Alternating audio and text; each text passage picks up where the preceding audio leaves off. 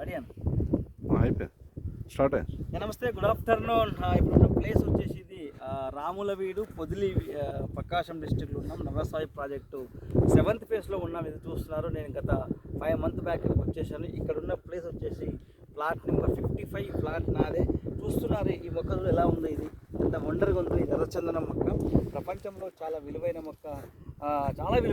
ప్రపంచం మొత్తం వాడుతారు. ఇది చిన్న పెట్టుబడి అధిక రాబడి. రాబోయే కాలంలోనే ఎర్రచందనం ఎవరి దగ్గర ఉంటే వాళ్ళే కోటేశ్వరులు. ఎందుకంటే మానవునితో సంబంధం ఉన్న మొక్క ఇది.